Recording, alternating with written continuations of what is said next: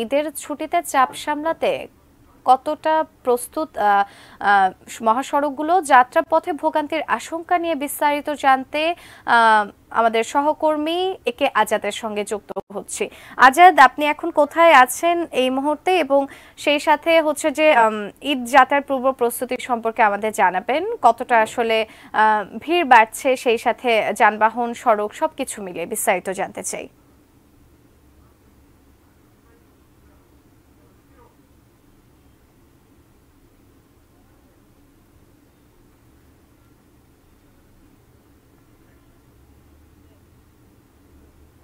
আপনাকে যে জায়গাটিতে অবস্থান করছিলাম, যে গাজীপুর চৌরাস্তা, এই এলাকাটিতে আসলে বেশ কিছুদিন ধরেই এখানকার ফ্লাইওভারের কাজ চলছে, যেটি ঢাকা ময়মনসিংহ মহাসড়কে যাত্রার ক্ষেত্রে গত রমজান ঈদের সময় বা রোজার ঈদের সময় এক লেন চালু করে দেওয়া হয়েছিল, সেটি এখনও পর্যন্ত অব্যাহত আছে। সে কারণে বলা যায় যে ঢাকা থেকে, মহাখালী থেকে কিংবা ঢাকার অন্যান্য জায়গা থেকে যে গণপরিবহন বা যাত্রীবাহী বাস বা অন্যান্য পরিবহনগুলো ময়মনসিংহের দিকে ছুটে যাবে, সেগুলো খুব একটা যানজটের শিকার নাও হতে পারে, দু একটি পয়েন্ট ছাড়া।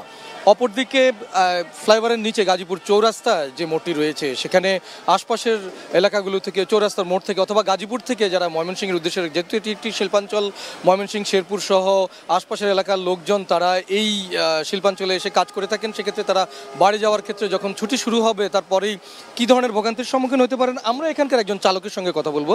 উনি একজন সিএনজি অটোরিকশা চালক।